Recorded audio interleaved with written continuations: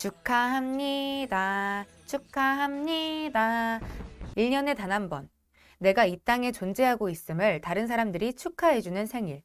이렇게 즐겁고 기쁜 생일을 다른 사람이 착각했다고, 틀렸다고, 생일 자체를 부정한다면 여러분은 어떻게 하시겠습니까? 그게 무슨 소리냐? 말도 안 된다. 누가 그런 뚱딴지 같은 소리를 하느냐? 일어나지도 않을 일이다. 라고 말하는 사람들이 있을 텐데요. 네, 그 말도 안 되는 상황이 실제로 일어났습니다. 누구에게 일어났냐고요? 바로 여러분의 나라, 대한민국에서 일어난 일입니다.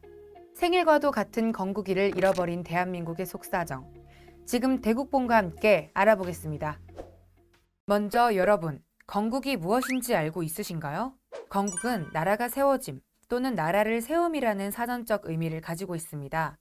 우리나라의 경우 일제식민지 시절이 있었기에 사상이나 관점에 따라 건국일에 대한 논란이 제기되곤 했는데요.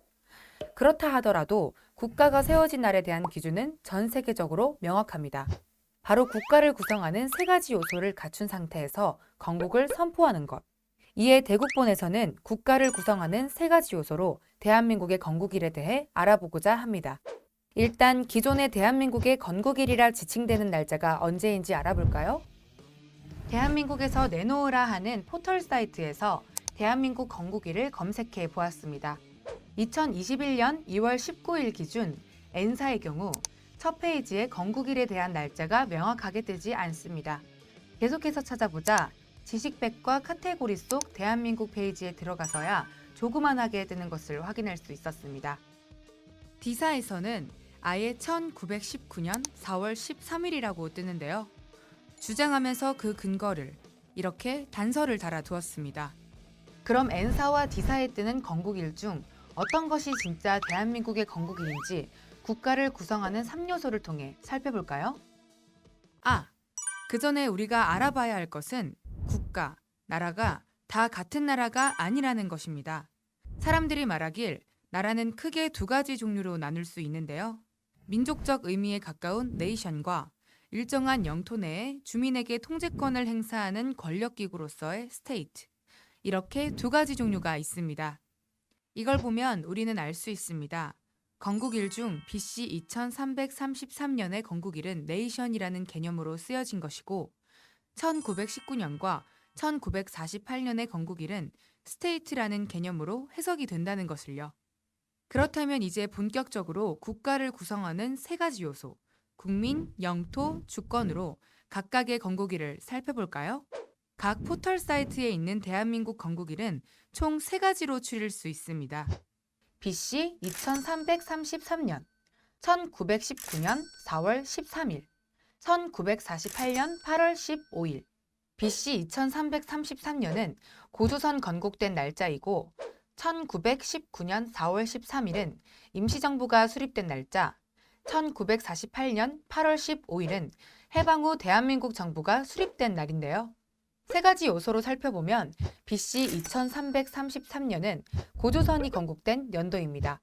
국민도 있었고 영토도 있었고 주권이 단군에게 있었다고 말하면 건국을 했다고 말할 수 있는데요.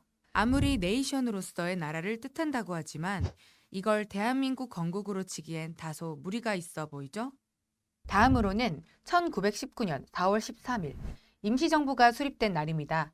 그렇다면 시대적 배경을 통해 국민, 영토, 주권을 살펴볼까요? 1919년 한반도에는 국민들이 있었습니다. 나라를 구성하는 백성들. 하지만 그 나라가 어느 소속인지는 알 수가 없습니다. 왜냐하면 당시엔 일제식민 지배를 받고 있었거든요. 그래도 국민이 없는 것은 아니니까 국민은 있었다. 반면 영토는 있었을까요? 당시 한반도, 영토의 주인은 누구인가요? 한반도는 한일 합방 이후 일제식민 지배하에 있었으니까 당시 한반도의 주인은 일본인가요? 한일 합방이 무효이기 때문에 한반도의 주인은 대한제국이었을까요? 매우 어려워지는데요.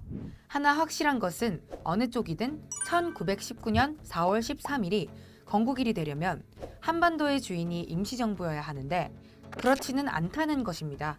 이는 주권 역시 마찬가지죠. 주권이란 국가 의사를 최종적 전반적으로 결정하는 최고의 권력을 말합니다. 당시 임시정부가 한반도 영토의 백성들의 주권을 가지고 있었나요? 그렇긴 어려워 보이죠? 1919년에는 한창 독립운동을 하고 있을 때입니다. 여러 독립운동 단체들이 있었고 임시정부도 그중 하나였습니다. 산하의 관계를 맺고 있는 독립운동 단체들이 있긴 했지만 상당수가 독립적이었고 임시정부의 영향에서 벗어나 있었습니다. 그렇기 때문에 주권을 가지고 있었다고 보긴 상당히 어려운 상황이죠. 이는 해방 이후에도 조선건국준비위원회나 독립촉성중앙협의회, 북조선 임시인민위원회 등의 단체가 가장 먼저 한반도에 자리 잡았던 상황만 봐도 임시정부가 당시의 최고 권력은 아니라는 것을 알 수 있습니다. 심지어 백범 김구도 1945년 9월 3일 건국이 아직 이루어지지 않았다고 말했습니다.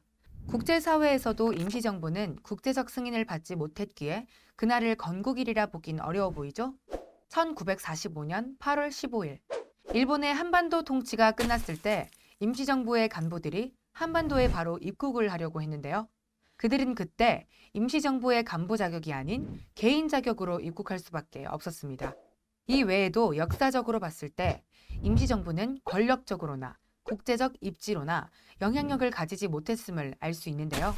1919년 4월 13일 건국일로 볼 수 있을까요?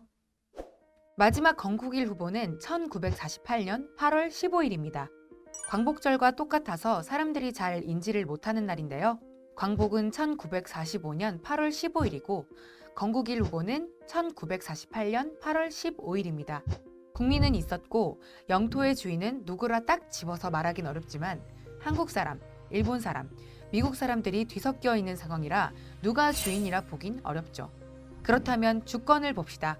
1948년 8월 15일 그날은 대한민국 정부가 수립되었음을 선포한 날입니다. 1945년에서 1948년 신탁 통치를 통해 식민지 지배가 갑작스럽게 종료되었고 이후에 생길 혼란을 막기 위해 미국과 소련이 도움을 준 사건이라고 할 수 있죠. 물론 신탁 통치에 대한 견해는 호불호가 있습니다. 신개념 식민지라고 평가하는 사람들이 있지만 당시 있었던 경찰이나 군대는 일본 아니면 미국이었고 우리나라는 독립적 힘을 가지고 있지 않았기 때문에 신탁 통치 아니면 혼란이 더 많았을 가능성이 높습니다. 무에서 유를 만드는 것은 정말 어려운 일이니까요.